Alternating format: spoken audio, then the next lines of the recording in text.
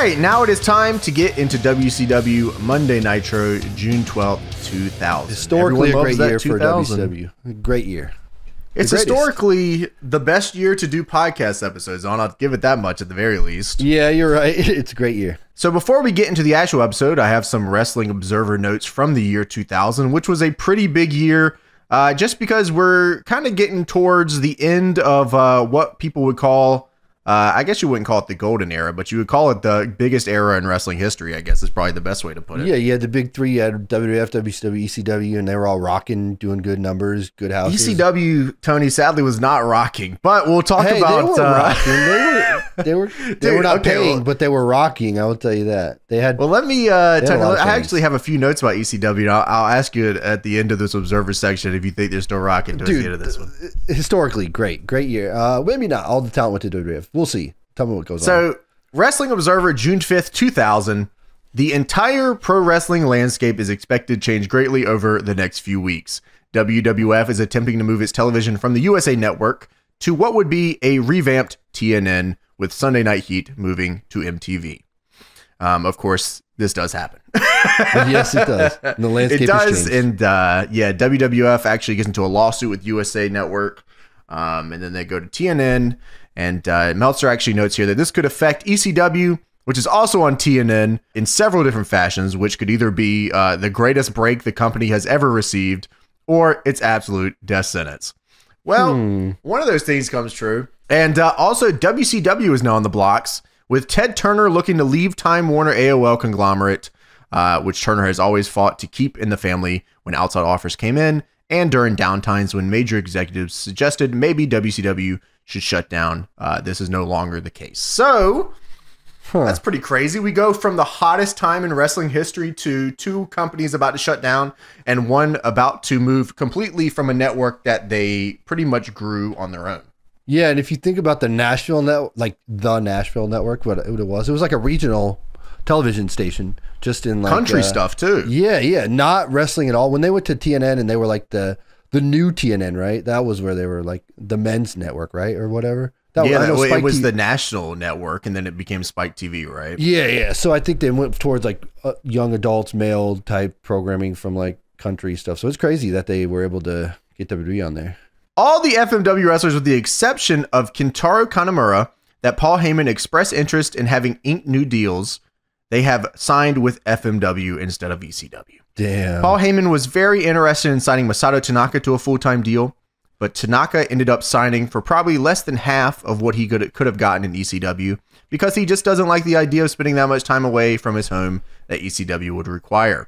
Well, that makes sense. The feeling is more that they were using ECW as leverage to get a better deal. With the exception of Kanemaru, none wanted to live full-time in the United States.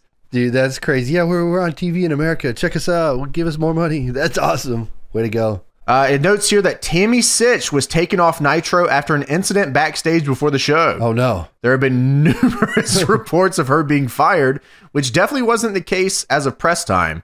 It's noted here that before the show, two of the other women working in the company found syringes in a restroom adjacent to the women's locker room, along with a vial of Nubain, a pain-killing drug that has in recent years become popular with some wrestlers and was a major problem in the ECW dressing room several months back in the bathroom, and apparently it was linked to her. Oh my. How do you know it was her? It could have been anybody. Could have been anybody, you're right, but it seems like it was Tammy Sytch.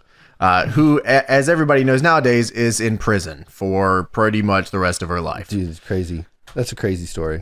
But yeah. It is. It's actually pretty nuts, yeah. So it says here that the Chronic 419 t-shirts are because they aren't allowed to do 420 t-shirts, Meltzer notes, because that is a pot smoking reference. And then also says, the shirt says "Got a Minute" on it as well. Dude, that's just good marketing. I don't know what he's talking about. Yeah, that shirt is pretty base, man. I got to give it to him on that one. They never smoked weed. That was never their thing. You better light one up or whatever. So we have the Wrestling Observer from June 12th, 2000. It sees here Paul Heyman, who hasn't appeared at an ECW event since the Hardcore Heaven pay-per-view, surprisingly, after missing the TV taping in New Orleans, flew to Pensacola, Florida for a house show for a lengthy ECW team meeting.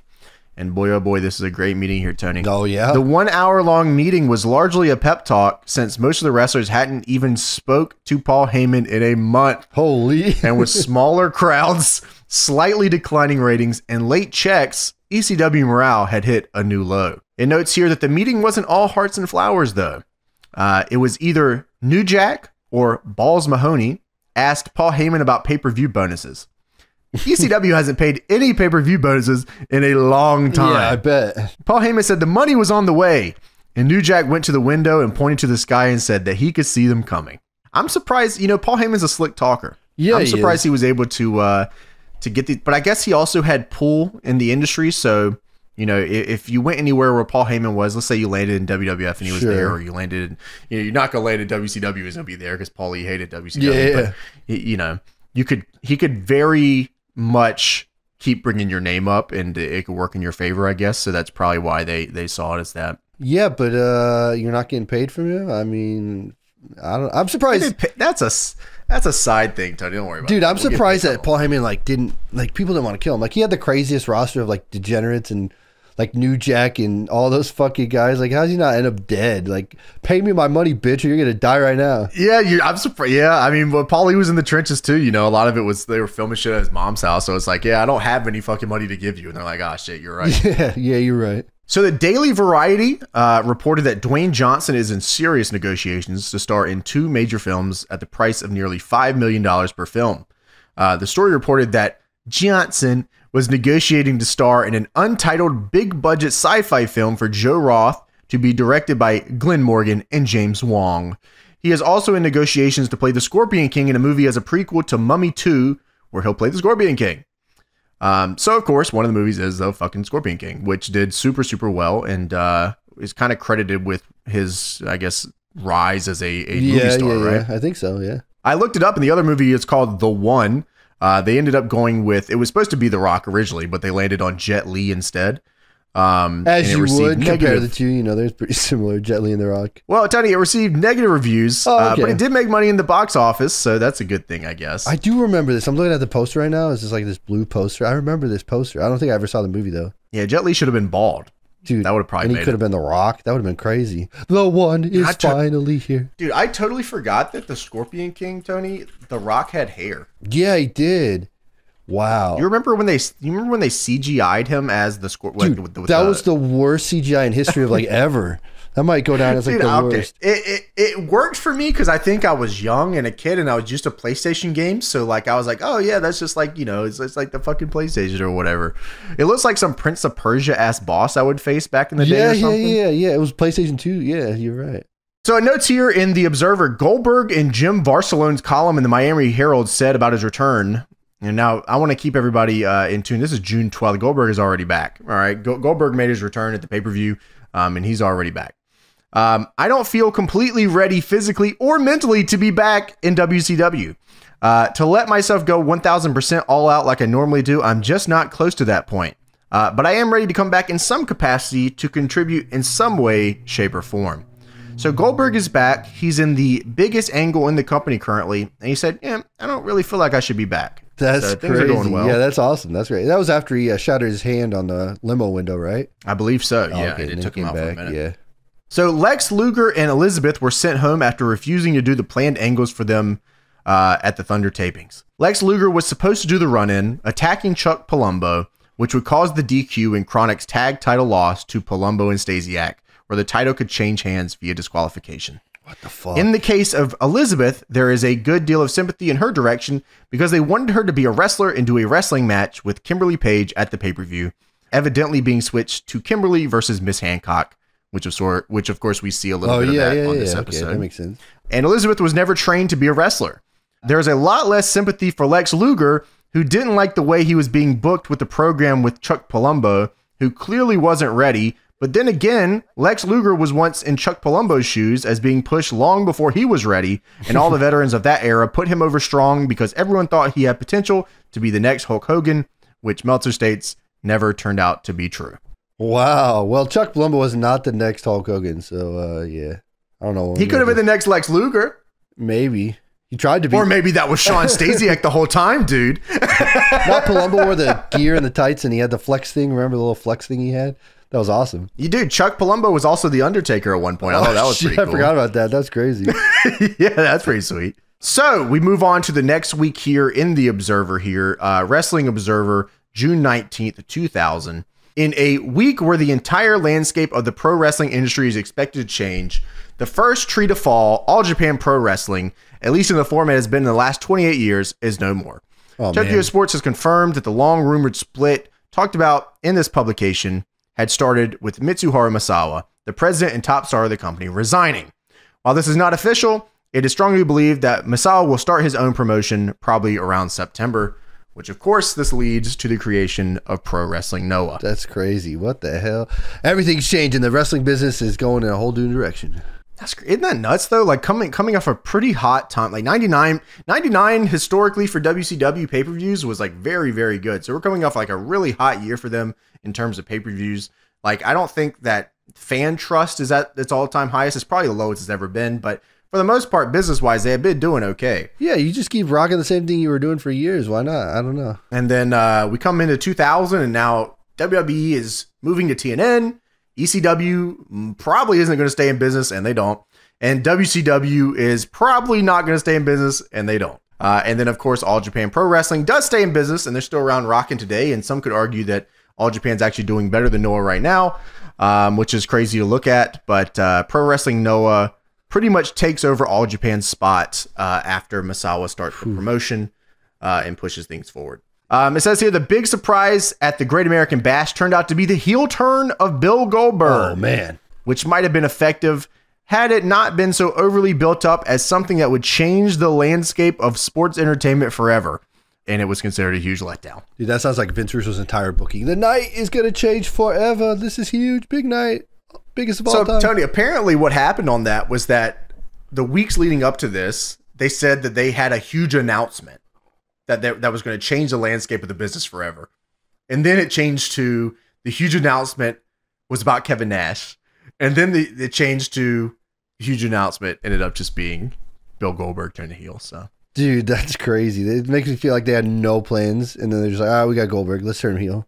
Yeah, I believe the reason they did it is because Russo said that Goldberg just had never been heel. So they said, we just, let's do it. Yeah, let's try it out. Right. Yeah, that worked. Historically, that's a great idea. Let's do that.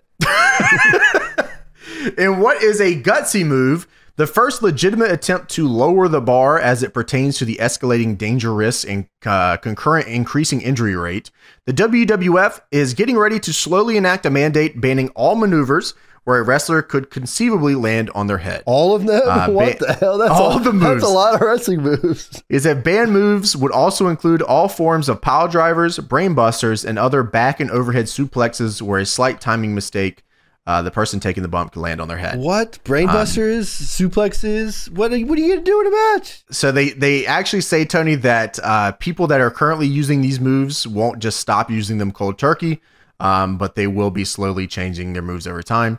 Taz, some time back, was told to limit his suplexes, including the very dangerous ones where a wrestler could land on his head.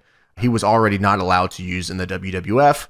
Perry Saturn was also told to change his finisher from the Brainbuster to an elbow drop off the top rope about 2 weeks ago. And Meltzer states that the sad fact is that whether wrestling is or isn't out of control, the attempts by the WWF to lessen the risks will likely wind up attempting to be exploited by its main competitor. So what he's saying is that WWF banning pile drivers and brainbusters and overhead suplexes and shit will make WCW only do pile drivers, brainbusters, and overhead suplexes. That is true. I did see a lot of pile drivers in WCW, which is crazy. Yeah, ECW too. They already had a crazy style in the first place. They didn't really have any. Yeah, they didn't give a fuck. They were just doing their thing. Top end restrictions. Yeah. So it states here that the New Jersey State Assembly passed a bill that appears to be designed to regulate so-called extreme wrestling, but upon further inspection, is clearly designed to shut down Jersey All Pro Wrestling and Combat Zone Wrestling while ignoring any abuses within the world of WWE, WCW, and ECW. So really, if you read through this, it says, if Jeff Hardy were to appear on a WWF show and do a swanton, this is Meltzer's. Okay. So if Jeff Hardy were to appear on a WWF show and do a swanton off a 12-foot ladder through a table, this would not be considered a dangerous stunt. if Jeff Hardy were to appear on a Jersey All Pros show into a swanton of a 12-foot ladder through a table, it would be an extreme stunt. If New Jack were to jump off a balcony through a table on an ECW show, it would not be dangerous. But if he were to do the same thing on a Combat Zone Wrestling show, it would be. That's crazy. Of course, this does pass, and CZW just moves to Philly. So That's not that big of a deal. Wow, that's awesome. To them in the end. Business probably actually went up after they moved to Philly, so it probably ended up turning out pretty good because crazy. They won the Viking Hall, brother. Oh, hell yeah. So here are the ratings here for the week that we're watching. The final numbers saw Raw at a 6.84 rating. Nitro ended up at a 3.0 rating, so it was 6.84 to 3. Oh, okay.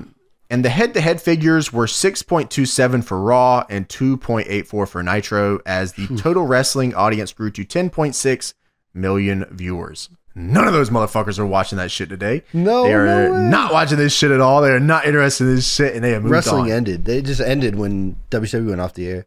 There is a note here. The most interesting number head-to-head was WWF putting forth which should have been its lowest rated segment, which was a Crash Holly versus Gerald Briscoe hardcore title match, which did a 6.42 rating.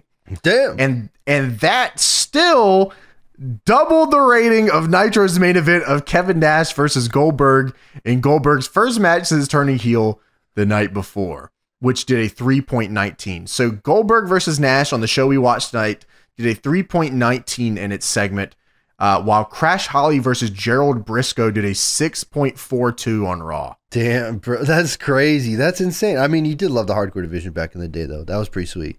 But that's insane. The main event, Kevin Nash and Goldberg. And then you also had Hogan and Jarrett on the show, too. Like, fuck, you were stacking the show here, but they couldn't compete, man. No, dude, they couldn't at all. Raw's main event was The Rock versus Kane, and that did a 7.22 final quarter and an 8.04 overrun. And it notes here that a full 40% of the Nitro audience switched to Raw when the show ended just before the start of Triple H versus Jericho, which is a much higher figure than usual. And the main event was viewed by approximately 9.4 million fans. Holy, dude, that's crazy. Raw had to overrun and smack their ass silly. Dude, that is nuts, man. I bet The Rock and Kane was cooking too, right? I'm sure that match was awesome. I don't know about that one. You know, they were probably doing something in there. Yeah. So right. Thunder drew a 2.5 rating, and ECW drew a 0.83 rating. So those were the ratings around the time of this show. They note here that after the end of a match in Pensacola, the Sandman was out in no condition to be at ECW. Sure. And the match was ruined. there was a lot of backstage yelling and even blows thrown involving Sandman and Tommy Dreamer and Jack Victory. The Dreamer-Sandman altercation, which occurred after the match, was quickly broken up before any harm was done. Jack Victory and Sandman then started an argument in the bathroom, which led to a fight where Sandman poked Jack Victory in the eyes, and Victory gave Sandman a few quick headbutts before it was broken up. Sandman came out of the bathroom bleeding from his forehead and above the eye, and Jack Victory had some minor swelling. Yeah, Sandman would be bleeding even if he didn't get punched. He's bleeding all the time. He was already bleeding. He was probably bleeding before you got in there. Yeah, you're right. So on the show, there's a segment with Vampiro and a hooded mystery man. And Meltzer actually comments on this. Meltzer comments that Vampiro's hooded mystery man actually turns out to be Christopher Daniels. It doesn't. They actually never debut him, but it was supposed to be Christopher Daniels. And at this point, he doesn't have a name. They also nixed the angle where they wanted Vampiro. This is crazy. They had another angle for Vampiro that they nixed, where they wanted to set the dressing room on fire and Asia would be in there and she would get caught on fire and she would be burned.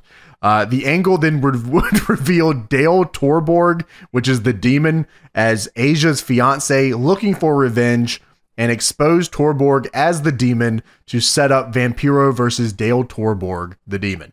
No, they just do the match. They just have the match. They just have the fucking match. It's a funny angle. We're just going to do the fucking match. And it's going to suck like shit. We're just going to do the match. Dude, that's crazy. Yeah, I always hear him. If you look up Vampiro's Higher Power, that's what I was calling him. Because it's pretty much the same angle as a Higher Power, I guess. Yeah, Russo said, we're just going to do what we were going to do in the WWF here. We'll just put him with Vampiro because he thought, oh, look, they'll understand, right, bro? Yeah, right. Yeah, everybody knows Christopher Daniels in 2000. We all know who he is. At one point, they talk about a few of these things here. I'll actually bring them up during the show. Sure. But I'll just go ahead and list them here too. So they hired a child actor to play Kevin Nash's nephew, which is named Hunter. So the little kid in this episode that's Kevin Nash's nephew. That's not his real nephew. That's just some kid. Oh, damn. Okay. The funniest thing all week Meltzer has heard, for some reason, Steven Regal was talking about this WCW show, even though he doesn't work here anymore. And he watched this segment of the show, and Steven Regal thought it was crazy that they let an 8-year-old with a half-naked slut. He says that he didn't use the word slut, but a British slang term meaning that, which now I'm wondering what the fuck British slang term could Steven Regal have used beans here? and toast or something, probably. I don't know. I don't even know what it could have been. Boy, bro. I don't know. But Steven Regal obviously didn't like this. Bill DeMott, which is Captain Rection at this time, of course, he didn't even know that they were bringing back this old dude they have in this group. And the afternoon he got to the building, they said, we're putting you back with this old dude. And his reaction was the same as about everybody else's who saw this, which was, what the fuck are we doing? And they said that this angle is planned to be pushed very strongly on television. Which I don't know strongly is a word for it, but they definitely do stuff with it. Yeah, they do things on TV with it, but I don't think it's pushed after this. I don't remember it that often. I don't remember Pops like at all. No, yeah, no way. No way. Segment. Yeah. We'll talk about it later, but yeah, I don't remember him. So the last thing here on the Observers, NCAA heavyweight champion Brock Lesnar has signed on Thursday a developmental deal, and we'll start with Ohio Valley Wrestling during the latter part of the summer. And he is currently training in Minnesota and had commitments to do wrestling camps in the early summer. So, wow, that's pretty crazy. That's crazy. They got him back then in 2000, June of 2000 or whatever, and they're getting him ready to go. That's awesome. Yeah, and then he goes down to OVW and does shooting star presses and shit, and they say, don't ever do that again. Try it at WrestleMania, see what happens. All right, and that is it for the Observers. And now we're going to get into this WCW Monday Nitro episode. All right, so we start with the cold open here on Monday Nitro. It recaps the Great American Bash pay-per-view that just happened. The greatest American Bash, some would say. So I don't know how many people would say that, but some people would definitely say that. Of course, we watched one of these, I believe. We definitely watched Vampiro catching Sting on fire and throwing him off a balcony. Yeah, the Human Torch match, we did watch Was that on Patreon? Yeah, I don't remember if we watched... Yeah, we did. We just did a watch this of the Human Torch match, I think. Yeah, you guys should check that out because it's absolutely insane. And kayfabe got broken for me crazy in that match. I remember Dude, that. I can't believe it. Yeah, you gotta check that out. You were still a believer back then. I was a believer, man. What can I say? Life was different, man. Yeah, so check that out on Patreon. So Vampiro catches Sting. These are the big things coming out of Great American Bash here. Billy Kidman is turning face again, I guess, after the Hulk Hogan feud. Well, not yet, brother. Yeah, well, he's going to tonight, dude. And Vampiro caught Sting on fire, and Goldberg has turned heel and joined the New Blood with Vince Russo and Eric Bischoff.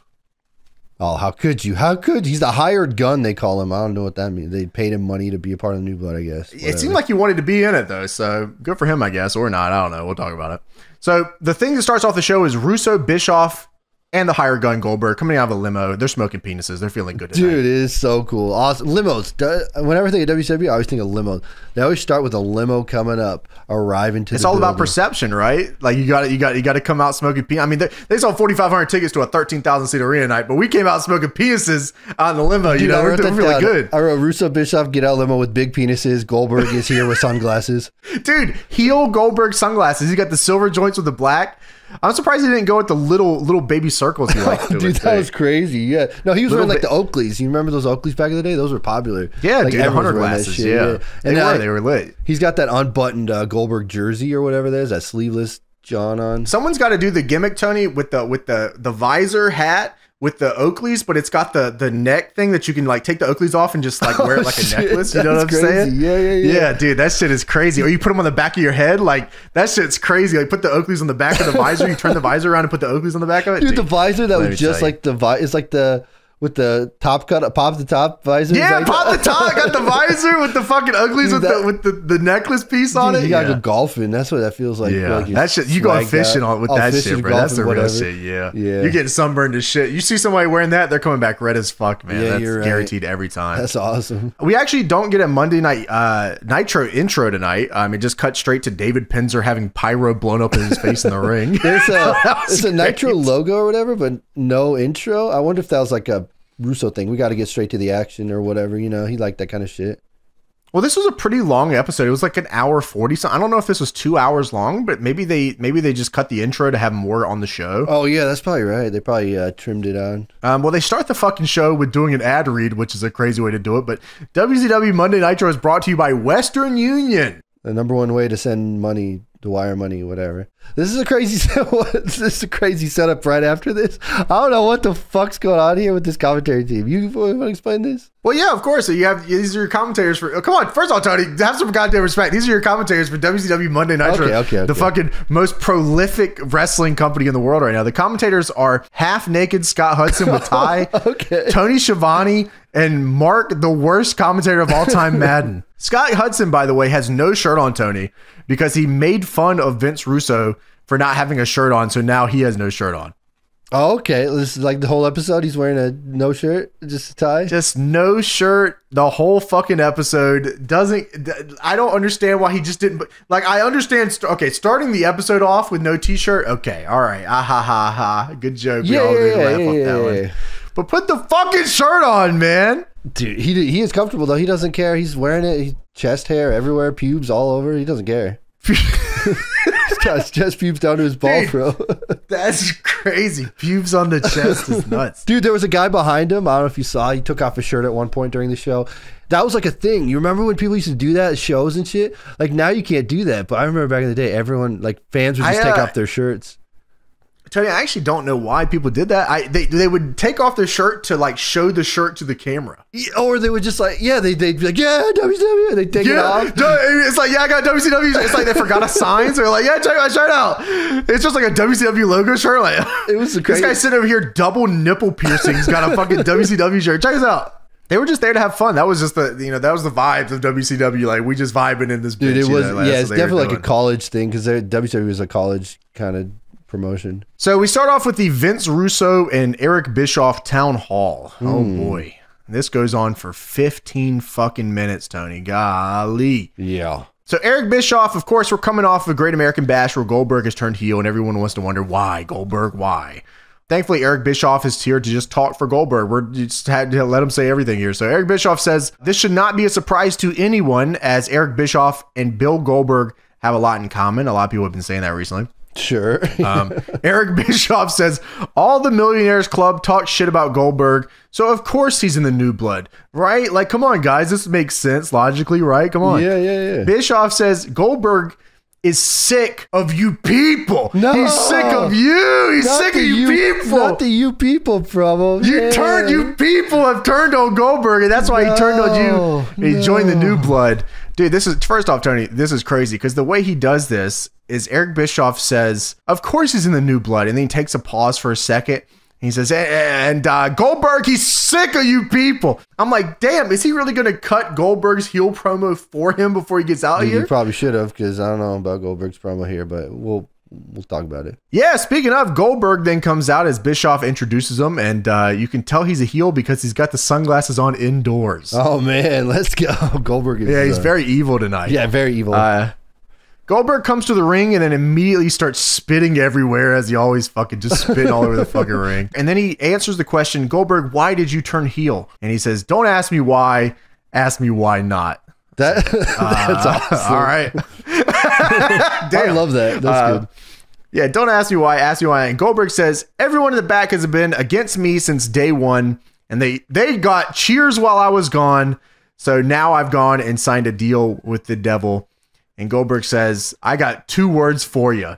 And the crowd screams, suck it! Apparently the 2 words are fear this. Dude, all right, whatever. Okay. That's his new heel catchphrase, fear this. Dude, all right, whatever. He says, you people did nothing but cheer for everyone else. You're responsible for this. This is your fault. You people. All right. So the Wolfpack music hits. Kevin Nash comes out here in Big Daddy shirt. This is his wrestling attire for the night, by the way. The Big Daddy wear is or Big Daddy something. I think it's Big Daddy wear. There's actually like, you can buy these shirts. I was looking online because I was trying to find if you could actually buy this Kevin Nash. It's like a jersey. Yeah, you can buy them. It's like a hockey jersey he's wearing here.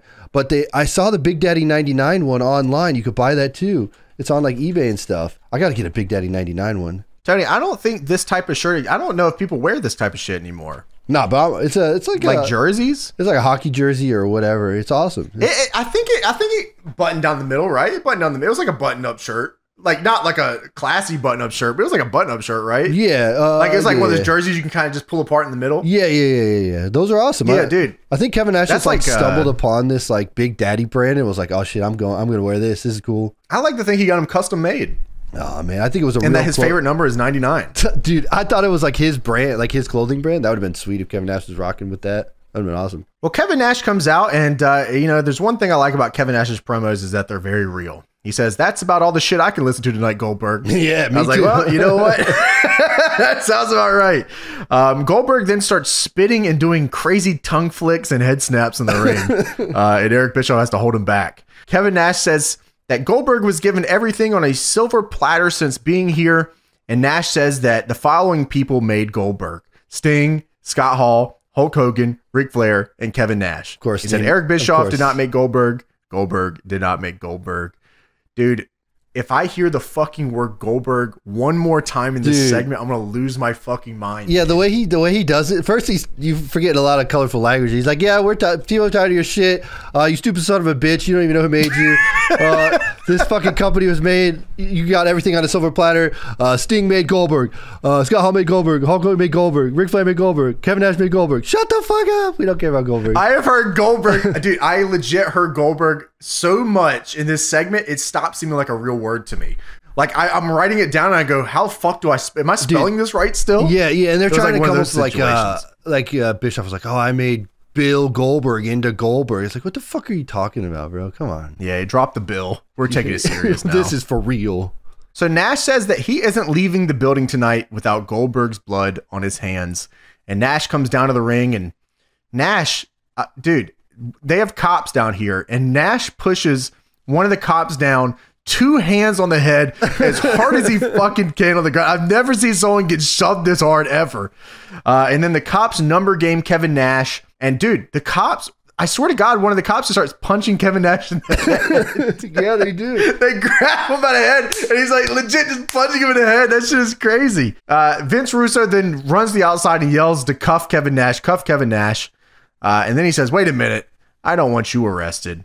I want him released in my custody. Because you know what this means. Tonight, I want ratings. What? Big ratings. What the fuck was this? Also, I'm not sure that you could just request the cops to give the bad guy in your custody. Yeah, just give the bad guy to me.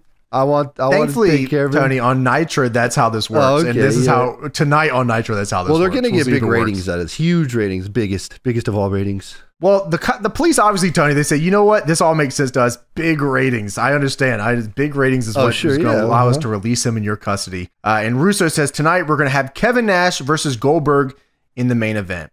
Now, here's the thing, Tony. If WCW at this point hadn't completely fucking lost all of its fucking, like, reputation. Sure. You know, all of its fan trust. Kevin Nash versus Goldberg in the main event should have done huge fucking numbers, right? Yeah, huge. But when every single fucking week you say you're gonna do fucking Scott Hall or fucking Kevin Nash versus The Rock or something, and then like it gets to it and it's like a 60-second beat down, no DQ, no contest throwout.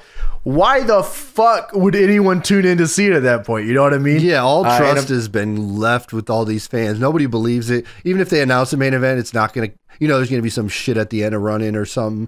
Nobody believes it. And that's exactly what happens. And we'll talk about that later. But of course, that's exactly what fucking happens. If you would think it would happen, it would happen. They always had some heel schmoz shit at the end of their show, so it was guaranteed that was going to happen. And also, we talked about it a little bit earlier to really put some more to that credence. They got fucking demolished in the ratings in that main event slot. So, yeah. It's crazy. Commentary, I believe it was Mark Madden, says it's Godzilla versus Megalon. Oh, Megalon shit. is a big-ass beetle. Why didn't you go with, like, Godzilla versus anybody else? What about that three-headed dragon? This is King Kong. Godzilla, King Kong. Godzilla versus Megalon, the beetle.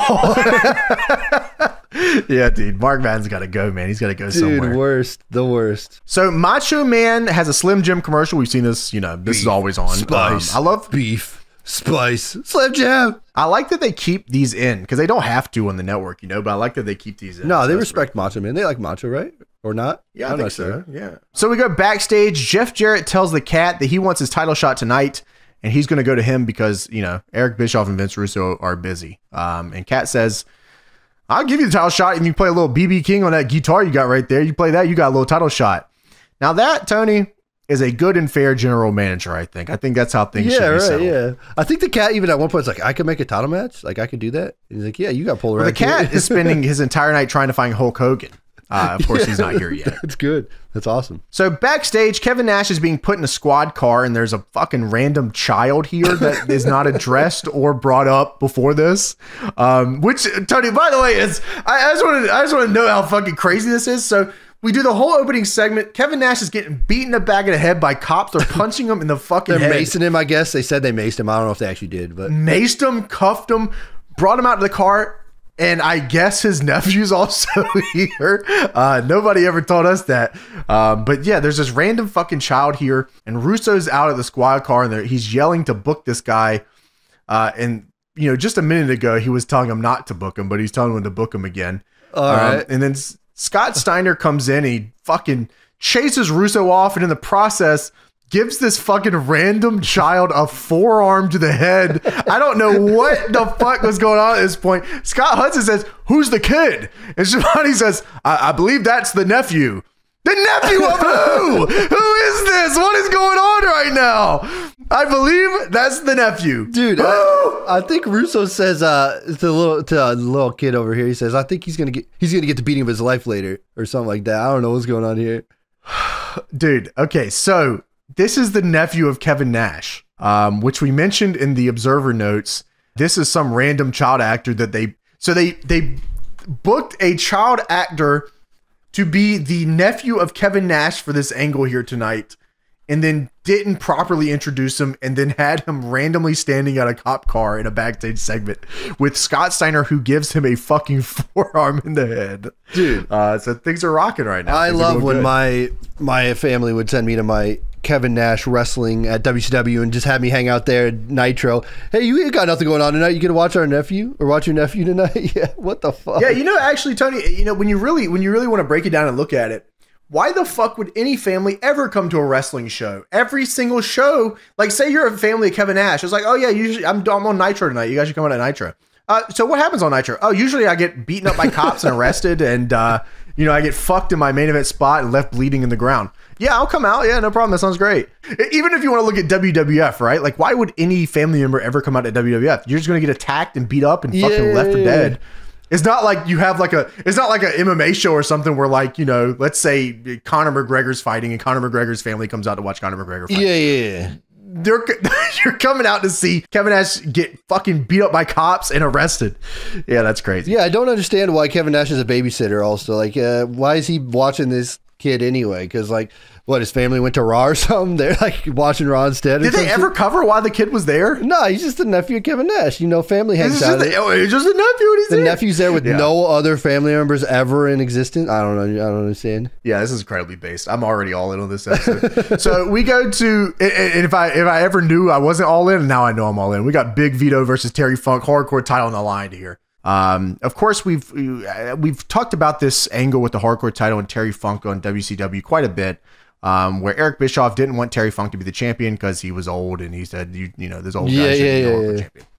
So at the Great American Bash, the Mamalukes helped Eric Bischoff beat Terry Funk. Eric Bischoff became the hardcore champion. And then Eric Bischoff just gave the hardcore championship to the Mamalukes. So both of them, both the Mamalukes, we don't actually know who's the champion right now. Johnny the Bull and Big Vito. Both of them. We don't.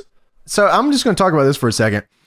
So in this match, and we'll talk about how things kind of play out in this match. This is supposed to be, as commentary says, a defining moment in a man's career in WCW, which is fucking crazy, first off. A defining moment in a man's career in WCW. Why the fuck did they have Eric Bischoff beat Terry Funk and just give the belt to the Mamalukes instead of just having the Mamalukes beat Terry Funk? Yeah. Yeah, it doesn't make any sense. They like wanted, it's the same thing we'll talk about with Ric Flair and Vince Russo. who the fuck cares if Ric Flair beats Vince Russo? You know what I mean? Like, why not take everything you're giving to Vince Russo and give it to an actual wrestler on the show? Why is all the heat going on the promoters or whatever and not on you're right. Legit, like, these aren't even bad ideas. Just give them to somebody else. Give like, Johnny the Bull the rub or whatever. Yeah, whatever. Or Big Vito. Or Big Vito. Yeah, give them the rub instead of Eric Bischoff doesn't need heat. He's already got heat, you know? Yeah, well, the angle here is they give the belt. Eric Bischoff gives the belt to both the Mamalukes and says, you guys just figure out who the champion is. And then they have a crowning achievement moment match the night after. So anyways, we'll talk about it. So the Mamalukes here they're getting ready for this match. Johnny the Bull is in the bathroom. He ate a big cheese sandwich, as he says, and he's taking a huge shit. That is legit. Dude, he's just like me. Johnny the Bull, just like me. Dude, if I ate a Snickers, I would be in the same situation. Dude, that's Johnny awesome. the Bull in the bathroom taking a huge shit from a cheese sandwich he ate. So Big Vito locks the bathroom door and throws away the keys so Johnny the Bull can't be the hardcore champion. Vito then gets attacked by Terry Funk backstage because the hardcore title can just happen wherever, of course. And then we get into the actual match, which is Big Vito versus Terry Funk here. Terry Funk throws Big Vito into a loading bay door and then closes the loading bay door on top of Big Vito to hold him in place. And he gets the pin, right? And he gets the 1, 2, 3, and that's how it ends, right? Tony. Yeah. Instead, what he does is grabs a steel chair, and I swear to God, dude, I have never seen someone get hit as hard as Big Vito gets hit on the top of his fucking hair in my entire life. And I said hair, he ain't got no hair. Big Vito is bald. This was a chair shot to the cranium, dude, right on the top. That was so out of pocket, bro. I don't know why he just smashed him as hard as he could while he's crushed under the door. That was crazy. Tony, I think what he meant to, what he meant to do was probably hit him in the head as hard as he could. But what he should have done is like hit the door, the loading bay door, so it makes that noise and you think he got hit. Yeah. But instead, he fucking, oh my God. Dude, I legit think Vito is like, he's holding the top, like he's legit selling. He stops making noises. He stops talking. He was talking and making noises before. He just he gets up, the security lets the door up and he runs away as fast as possible because he's probably concussed all his shit. Yeah, you're right. What I would have thought here, like my first thought was like, oh, they're going to do the Mankind spot when he got crushed and they pinned him in the door kind of thing. Oh, with the forklift where he put him on top of him. And then I said, it'd be cool, like a Vito gets out of the bathroom and then he does a match with Funk or whatever, like that kind of shit. But then they just or Johnny the Bull gets out of the bathroom, whatever. But Vito he never does he? No, Johnny the Bull never gets out of the bathroom. Nah, but Vito runs the fuck away because his head just got smashed in. So he's getting out of here. He said, "Fuck this, I'm running away." Dude, the entire episode, Johnny the Bull never gets out of the bathroom. Nah, he's still taking a massive shit to this day. Wow. Probably. That's crazy. So yeah, Terry Funk hits Big Vito as hard as he fucking can at the top of the head with his chair. Security then gets the door off Vito, and then Funk hits the security guy with an unprotected headshot. Dude, that was insane. Gnarly. Dude, Terry Funk does not give a fuck. He's just throwing chairs. It's awesome. This is the greatest wrestler of all time. Yeah. Funk then chases Big Vito down a hallway as Big Vito is holding the top of his skull, probably trying to figure out which side of his brain still exists. And he throws a trash can fucking all the way down a hallway, and it heat seeks and hits Vito in the back. He just chucks like a full metal trash can all the way down the hallway. That's crazy. Terry Funk then smashes him in the head with a water jug before Vito eventually gets a trash can and gives him some receipts for that one.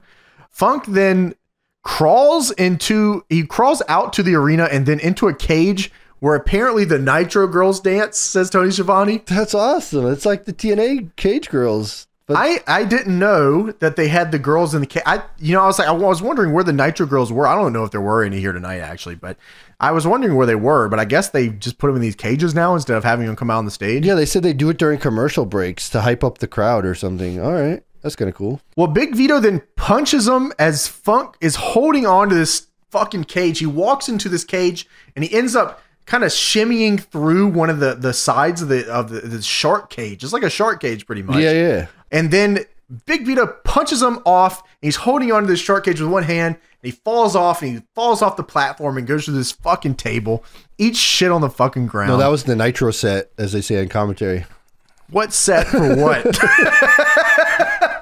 There's like, yeah, you're right, Tony. There's like a Nitro like logo on it. Like a tablecloth over. Yeah, like, all right, that's a Nitro set. All right, whatever. And then on commentary, they mentioned that Big Vito was in every gang war you can ever imagine. All of them? All of them. Dude, I didn't even realize he had the orange shirt, orange tank top that said like county jail on it or something. Dude, Big Vito's in every gang war you could ever imagine. The Bone Street Crew gang war? He was in that one too? Dude, he was in the fucking 3rd Street Saints gang war, dude. That shit's crazy. What? That's crazy. So Vito and Funk somehow make it to the fucking ring. Vito has a table set up on the outside now. Terry Funk is in the ring, probably concussed all to shit. He's attacking the ref in the ring because he is totally lost. And then Vito hits the Vampire Warriors finish, the fucking and sucking DDT. And then hits him with the... Dude, no, it's the fucking... Dude, it's the lift up fucking and sucking. That's the real shit. And he hits him with a chair in the back. Terry Funk then sells over to the ropes. I've never... This is the craziest thing I've ever seen in my life. This is gnarly, though. I like this. This was legit a fucking awesome match, by the way. I just want to make sure everyone understands. This was fucking legit awesome. Which leads back to the credence of... Why the fuck didn't they just do this instead of having Eric Bischoff beat him and then hand the, you know what I mean? Like, yeah, if Eric Bischoff really didn't want to be champion, just send your goons after him or whatever. Just send, this guy's been in every gang war you could ever imagine. You know, he's probably ready for this. Yeah, why not? So he hits him in the chair. He hits him in the back with a chair. Funk then sells over to the ropes. He fucking goes over the top rope and he's hanging there. Big Vito then grabs him and pile drives him hanging off the top rope, off the apron, through the table on the outside of the ring to the fucking floor. The long way, by the way. Long way table. The long way. And Big Vito gets his win. And they mentioned on commentary, this is a defining moment in a man's career in WCW. Bro, I had this written down, right? So I was like, they did it. They're going to do the passing of the hardcore torch. You know, we talked about it with... Crowbar, remember Crowbar when he had like a passing of the torch moment where he cut that heartfelt promo or whatever, and he's gonna be the future. I do remember that. Yeah, but here I was like, all right, they're doing a pass of the torch moment. Funk is like raising his hand or whatever, right? Isn't that what's going on here? And I'm like, oh, let's fucking go. They're gonna do it. Nope, that doesn't happen here. That immediately Vito hits Funk with the belt. He attacks him from behind. I can't. First off, this guy's been in gang wars all his fucking life. All right, of course. This is the type of life he lives. I understand why he did it, but I'll be a son of a bitch. Look, Big Vito could have done all this to Terry Funk, attacked him, and then fucking just Eric Bischoff could have just if they really wanted to do a payoff, just had Eric Bischoff pin fucking Terry Funk in the ring, whatever. The title's off Terry Funk. Eric Bischoff still gets a fluke pin over Terry Funk, who just got pile drove in an attack with a chair or attack with a belt, and you could have got the same story. But instead, the night before, Eric Bischoff beats Terry Funk, gives the belt away. Two guys, one guy's locked in the bathroom because he's taking a shit from a cheese sandwich, and Big Vito pile drives Terry Funk off the apron and beats him. Wow, this is WCW in a nutshell, man. Like, you got the craziest fucking no nonsense shit of all time. Yeah. You got two guys working their fucking ass off, and then you get something cool like this, and then you're left with, damn, but why didn't they do it? And you're like, oh, I can't even start thinking like that. Dude, and then the fucking ending where they're like, oh, we're friends. Just kidding. Ha ha ha ha ha ha ha ha. We're not friends. They do that exact thing here in the next match. They do it like 4 more times during the night. Yeah, it's great. It's awesome. But Big Vito versus Terry Funk, I got to give it a thumbs up. They worked hard as fuck, and Big Vito took a chair shot. The hardest I've ever seen anybody next to Undertaker style in the WWF. Dude, that was gnarly. That was crazy. That was awesome, though. Good match. Yeah, it was awesome. The commentary says Hulk Hogan is not here yet, and then it shows the cat looking for Hogan backstage. Dude, why is the cat looking for Hogan if commentary already knows Hogan's not here yet? You're right. So anyways, backstage segment, Vampiro walks up to a hooded man that's sitting on a flaming throne. Vampiro says that Sting is done, so we're done. I'm not doing this shit anymore. And the hooded man says, nuh-uh. And then Vampiro says, the fuck you mean nuh-uh? So this is this one and done? Do they show this guy anymore? I don't think they ever do it again. They said the man says there are more souls to be punished and purified. So, and the man sounds exactly like Christopher Daniels. So it probably was Christopher Daniels. But I tried to look up, Vampiro Higher Power or whatever, and that's the only video I could find was that one, this one right here. And I don't know if there's anything Did Daniels ever talk about it? I mean, obviously we know that Maybe. Daniel was supposed to be the higher power in WWF, I believe, was always the theory. And then Russo's like, oh, that's cool, bro. We could do the same thing here, but with Vampiro, he's the higher power dude. But then I guess they decided, no, we don't want to do that. Maybe they didn't. Maybe they just like, I doubt it was even like a conscious decision, Tony. I bet you what it was like they just forgot about it. They just like, all right. They booked it one week and they're like, yeah, okay, whatever. They got so many angles they just going moved on. They're moving on to the next one. This was the biggest road to WrestleMania storyline I've ever seen right here. This definitely seemed like something that I'd play on a video game. Kevin Nash tells Scott Steiner backstage to look after his nephew Hunter. He's sitting in the cop car, by the way. And he said to keep the freaks away from him. He's 8 years old. And Scott Steiner said, yeah, no problem, dude. I can keep the freaks away from him. Scott Steiner does not keep the freaks away from little nephew Hunter. I'll tell you that. All right, next up, we got here the Franchise and Buff Bagwell versus Chronic. Well, we don't know it's Buff Bagwell yet, but the Franchise is here to tell us all about it. Cut my fucking music. For some reason, he lets the music just turn off. Fuck you, man. Cut the fucking music. Come on, bro. So Shane Douglas had apparently sent the wall off a ladder through like 6 tables with a punch. Was this the Great American Bash? That was the Great American Bash. We should find that match sometime. Watch it. That sounds crazy. Yeah, they just climbed a ladder on both sides and they punched him in the head and he fell through 6 tables on the other side. So that's pretty cool. Dude, that was the wall's whole thing was tables. So he's going through these tables. I don't know, fucking whatever. Yeah, that's his thing. Fuck you, Franchise. Yeah, whatever. So Shane Douglas says that he took out the wall and his partner, who was exiled from WCW for reasons that suck, he's back and he's here tonight. Quite frankly, they suck. Tony, I looked up why Buff Bagwell was suspended. Buff Bagwell was suspended for 30 days after calling a stagehand in WCW a racial slur and then punching him in the neck at a Thunder taping. And guess who it is? It's Buff Bagwell. Buff Bagwell's back here tonight. Yes, I love it. So Buff says that when he left, he had some unfinished business with Colonic. You get it? Colonic. Shut up. Dude, yeah, Buff, so anyways. Buff says, what's up? Richmond, Virginia. When he comes out. Colonic. You get it, man. Colonic. Oh, they're painting my ass. Colonic. Get it? Painting my ass. Colonic. Chronic. So Chronic is here, and they are in full Matrix fit with the jackets, dude. Jackets, glasses, fucking weed. It's over. It's fucking over for you guys. You talk about weed. There's no weed. So Brian Adams, okay, they get in the ring. They start this matchup. Brian Adams hits the fucking 2-rep mother effing bomb on the Franchise, dude. The Chronic, I don't even know. You know, we read in the Observer about Chronic and how they politic crazy and like who was going to tell them no because they're 7 foot tall and they're fucking all on drugs. Well, I know who's going to tell them no is Kane and the Undertaker. But we'll get there later. Yeah, that's true. Yeah, well, things change, you know, when you go over to WWF. It's not the same no more. Buff Bagwell then gets the hot tag and hits the blockbuster on Brian Clark. Franchise tags himself back in and fucks it up. And they hit high times on him and they beat him. So there's your tag match. This is just a way to get Buff Bagwell on TV, get Chronic a W, and break up this team. So that was pretty much the idea here. Yeah, of course. Also here, they when they come out, Mark Mann says, it's time to burn one. It might be time to burn one. I don't know if you knew that. 419, anybody? Yeah. Colonic? Got a minute. Got a minute. So... that should have been on the shirt too. So Buff argues with Franchise after the bell because of course Franchise tagged himself back in and fucked it up. And the Franchise is standing here. I swear to God, Tony, he stood here with a loaded hand the entire time they're arguing. They say it on commentary. Buff doesn't notice it though. He doesn't know. And Franchise shakes his hand and then attacks him from behind with the loaded hand. Shit, the same thing that just happened in the match before. That's awesome. It just happened. God damn. 2 for 2 for people getting attacked from behind after the matches. Golly. Franchise says because of Buff Bagwell being gone for 30 days, he was screwed for 30 days. You just got your ass franchised, Buff. All right. Whatever. Yeah, that's right. Come on, man. Franchise, get ready for the big singles push. Run the angle again. No, I think... Franchise fused with Billy Kidman after this, if I recall correctly.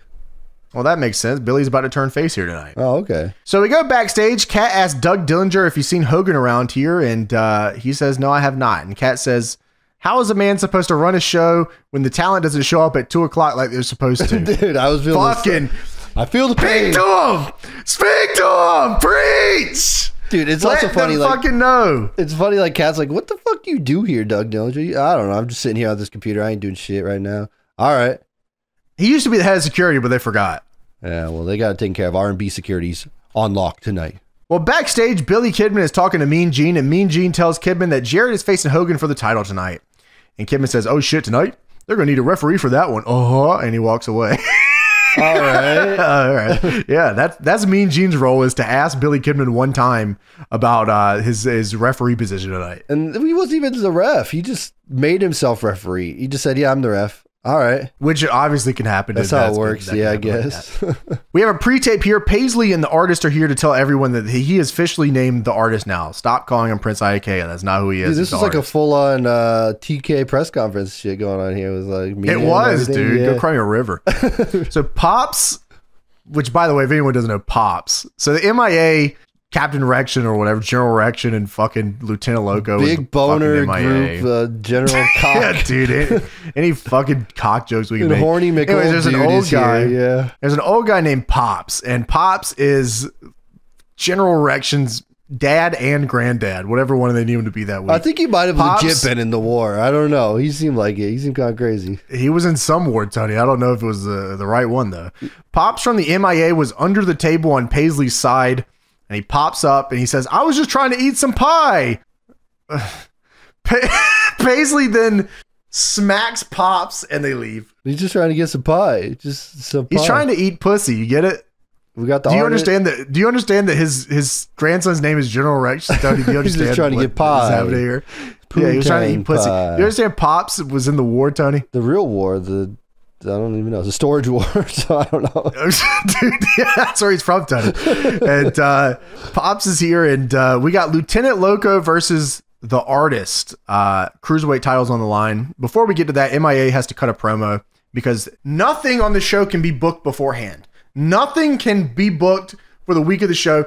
Everything on the show has to be someone comes out and cuts a promo and then says, anyone that wants to face me, come on out. Dude, and for better or worse, the Vince Russo booking style is that everything has to make sense. Like every story he has to like spoon feed you all these stories. So like Rection has to tell you who Pops is and like what the story is and talk about the artist. He's got to like spoon feed you these stories. Like that was Russo booking style. And it's like, sometimes you could just have matches. I mean, you could just have a match. WWF would do it a lot too, though, Tony, right? Like where like no matches could, like the only matches that would be on the show booked are like we had, most of the time they didn't even have the main event until the opening promo. Right? Yeah. Like the opening promo booked the main event. There'd be like one match. They'd be like, we have an intercontinental title match. Yeah, of course. Yeah. And the rest of them was like a guy comes out and cuts a promo and he says, just an open challenge, or guys backstage and he bumps into another guy backstage and it's like, we have a match here tonight. Yeah. And like, that's exactly what was going on in this show, except for there was no deviation. Like at least on Raw, they would do like different versions of it. It was legit. Guy comes out, cuts a promo, open challenge. All right. Anyway, I guess we got a match here tonight. At least this one had a little bit of structure to it because, of course, Pops was trying to eat Paisley's pussy at the... As you do, of course. Pops with the hat was trying to eat Paisley's pussy at the... Wow, that's crazy, man. At the presser? Crazy. Yeah, of course. At the presser. Yeah, at the scrum. The Pops media scrum. All right. I'm not going to let you get away with this fucking shit. You're not going to eat pussy right now. I'm sick and I'm old and I'm fucking tired and I just want to eat pussy. I work with fucking children. That's Pops. Pops is just trying to eat pussy at the presser. I'm old and fucking tired. So of course we have the match here tonight, which is Lieutenant Loco and the artist, of course. Yes, because they put because he says he artist. I don't know where we're going, where we're at. Hold on, Tony, I got you. I'm not sure. I'm all over the place with Pops. Yeah, no, it's understandable. MIA comes out to cut a promo, Tony. Of course, Pops is Hugh Morris's granddad. This is good old granddad. Oh yes, just like Hunter's the nephew of Kevin Nash. Okay. Who are these people, Tony? All right, so Pops is Hugh Morris's granddad, and hey guys, look, he's got a metal plate in his head. All right, if he wants to eat pussy, it's just because he's got a metal plate in his head. And that goes for all dudes. If any dude's trying to eat pussy, it's because he's got a milk plate in his head. You're right. He said Pops he craps himself when the microwave goes off and he walks out the back door. He thinks he's in Cambodia. So this is PTSD and they think it's funny in WCW. Okay, all right. Pops is looking at Major Gun's boobs the entire time. Of course, Paisley and the artist come out because Paisley's not happy that her pussy was almost got eaten. The presser. You will not eat my pussy. Kill my boyfriend about it. Dude, what the fuck? Could you imagine writing this down? This is like nuts. This is nuts. So the artist makes his entrance, and Paisley says that artists will wrestle, but on their terms. So it's the artist versus Lieutenant Loco for the Cruiserweight title. Lieutenant Loco is Chavo Guerrero, by the way. Yeah, he is. Okay, he is. Also, the artist, for they gave him a gimmick here. They gave him the presser, and they gave him a pretty cool entrance. So they were doing something. They were trying to push this guy, the artist. Tony, everyone on this fucking show had, I mean, if there's one thing that and this goes for good and bad, if there's one thing you want to say, every single person on this show had a goddamn character. Yeah. Every one of them. Yeah, not one single person on this show was just a wrestler, I don't think. I think at least, like at the very least, they had like some characteristics to them that made them something, you know? Sure, you're right. Yeah, that makes sense. Chavo starts his match off, hits an insane fucking clothesline and a top rope drop kick for a 2. Chavo puts the artist in the Shattered Dreams position in the corner, and Major Guns then walks into the ring. This is a title match. So Major Guns is now in the ring with the artist in the Shattered Dreams position. And of course, this move that they're about to try to hit is called Locked, Cocked, and Loaded. This is the name for the move they say. That's what Mark Madden's yelling. And then Tony Schiavone's like, really? Okay, I guess that's what are you talking about? Yeah, yeah. So Major Guns then takes off her shirt to reveal her Major Guns. Do you get that, Tony? Yes. Yes. And then Paisley comes in to stop her, but then Major Guns low blows Paisley right in her pussy. And that hurts her like for the next like 6 minutes. Yeah, she's out. So the artist tries to steal the match with a roll up on Chavo as all this is happening, but he kicks out. Paisley's still selling. Chavo hits a tornado DDT out of the corner. Chavo wins the match. Paisley is still in the ring selling. Pops then tries to mount Paisley after the match, and he fucking gets on top of her. You're hurting her, Pops. Get off of her.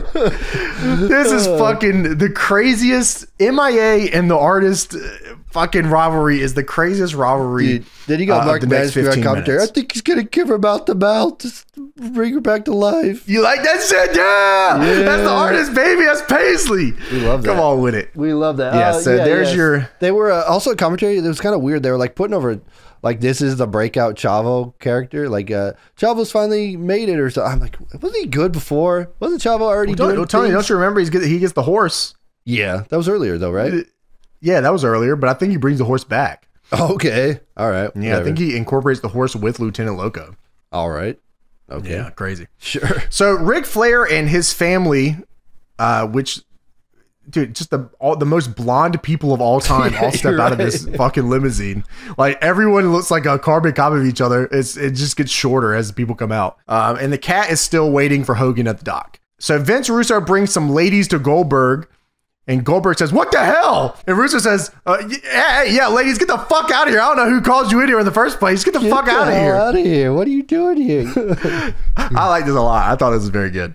Yeah, that was good. So we go backstage. Hogan has finally arrived, and they know that he's arrived because his patented Dodge Charger pulls up. Yeah, that's course. Hogan. That's his Dodge Charger. Yeah, I've never seen it in my life. Don't remember it once. First time ever. Dude, that's his patented signature Dodge Charger. So the cat says that he talks to Hogan, and he tells Hogan, you don't have to even wait till Bash at the Beach for your title shot. You can get your title shot in the next 10 minutes. Oh, wow. And Hogan says... You're riding to the core, brother. You know, you're not that damn bad. People say you're riding to the core, brother, but I promise you you're not. I'll take you up on that, Catman-Do, brother. What? They say you're riding to the core, brother, but you're not. You're not, dude. You're not Catman-Do, brother. Oh, yeah, of course. Thank you, man. Thank you so much, Hogan. And he says, you know what that'll mean too, dude, is that it means I'll be champion a month from now, dude. And yeah, that's what that means. So Cat then taps him on the shoulder and he says, oh, yeah, Hogan, one more thing too. And Hogan turns around, and the biggest fucking smack on the top of the fucking head. Jeff Jarrett with the guitar. Hey, Hollywood. This is the dude. This is the guy. This is the man. That guitar shot might have been the craziest guitar shot I think I've ever seen. I mean, you're probably right. Maybe. I mean, like, it legit... It sounds like Hogan... It sounds like the guitar broke, but before it, like, shattered to pieces... The back of the guitar got like the top of Hogan's head. So there's like this like fucking huge bang that happens. It's like on the top of his fucking head, smacks him to the ground, makes the best noise ever. And Jarrett walks over him and says, "Hey, Hollywood." He says, "You'll get your one and only shot at my title in the ring in a few minutes." And then it makes this even better, Tony.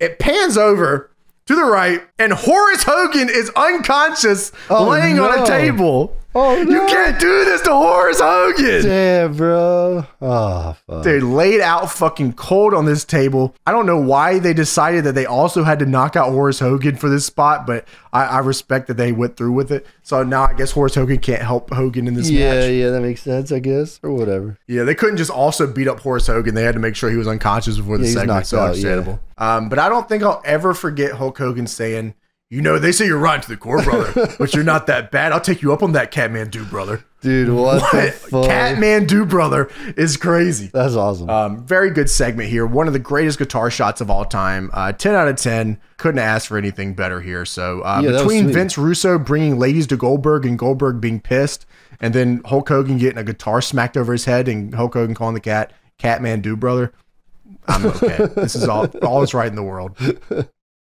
So next up, we have a Vince Russo and David Flair town hall. Yes, another Vince Russo town hall here tonight. It shows a video package of Russo getting chopped by Ric Flair. And that's the whole story here between Ric Flair and Russo is they're having matches with each other and Flair keeps chopping Russo and Russo doesn't like being chopped. Oh, okay. So Russo is in the R&B security shirt and there's a sign in the crowd that says New York's top 5. Number 1, the new Goldberg. Number 2, New York Yankees. Number 3, Vince Russo. Number 4, John Rocker. Number 5, Ric Flair. So apparently Ric Flair is number 5 in New York, which is a pretty incredible number. Oh, okay. All right. Russo has David Flair beside him and he grabs him on the shoulder and he says, "Father to son, David, you made me very proud tonight." And Russo says that he is tired of being everyone's punching bag because everyone keeps attacking him or chopping him or beating him up or whatever the case may be. Tony Schiavone says, "You know, you could remedy that by getting out of the ring."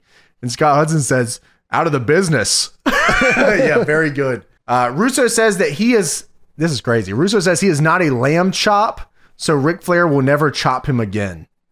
He's not a lamb chop, so he'll never chop him again. Well, anyways, Russo says that he's ending this here tonight, and Ric Flair comes out. Now, Tony, in the crowd, I just want to make sure everybody understands this. Ric Flair has been the penultimate guy in WCW for a very, very long time. Yeah, of course. He's had the same exact catchphrase for a very, very long time. There is a multi-sign setup in the crowd with multiple people holding multiple signs that says, "Whoo." Oh, man. No. God fucking damn it, man. Always. Anyways. They always fuck it's college kids, man. You know, they're probably drunk as fuck. They don't know what's going you're on. right. Flair says that he's got all the cards because the record is now 2-1 Flair over Russo. And Russo responds with, "Flair, I hate you. I hate you, Flair." Yeah. So Flair then says, "I know what your problem is, Russo. Your wife last night said you're not Space Mountain." Woo! All right. You like that? Yeah. So Flair then tells David, "Come on, let's go home." Come on. And David doesn't leave the ring. It's over, David. Come on, let's go home. That would have been awesome, like the father-son thing. Just come back home. All right. But David doesn't leave. He understands that he's probably getting paid $150,000 a year right now, and he still hasn't learned how to bump, roll, or throw a punch. So things are going well for David Flair. Yeah, right. Flair says, all right, well, here's what we're going to do. If I beat you tonight, you retire, and I become the boss of WCW. That's how this works now? You could just say that, and that's how it's going to work? Tony, not only that, he says, "Oh, yeah, also, I'm going to shave your head bald, just like we did to Eric Bischoff, because Richmond, Virginia needs a laugh." And then Ric Flair also says, "If I die tonight, I'll retire." What? Ain't that motherfucker right? If I die, I'm retired. Tell my boss that. Tell my boss that. That's real shit, too. So Flair says he's going to shave his head and he's going to shave his ass. Woo! Dude, before that, when he says, "I'm going to shave your head," and then he says, he says, "Wait a minute, you talk about a little trim?" And Ric Flair goes, "What? Talk about a little trim? What? Say it again." Do you remember that part? That was his catchphrase. Like, say it again. Say it again. Ric Flair did not hear what that was Russo was saying. "Are you talking about a little trim? You're going to take a little trim off my hair? Say it again. A little trim. What? Are you gonna trim my hair? Oh yeah. Yeah, I'm gonna beat you and I'm gonna shave your. No, I'm gonna shave your head. I'm gonna shave your ass. All right. So Russo says that sounds great. He's good for it under one condition. It's father and son. We do everything together. Me and David Flair, we do it handicap style. Yeah, of course. And he puts his hand over his shoulder. Dude, this is him being like, I'm telling you, if they would have just taken this and put it on someone that actually could have had like equity and like you could push and have a good match. Yeah. This could have been a lot better. Dude. Like someone saying that David Flair is his son instead is great work. Yeah, that's good. And then, you know what Flair's response was? I'm going to get Reed and kick your ass again.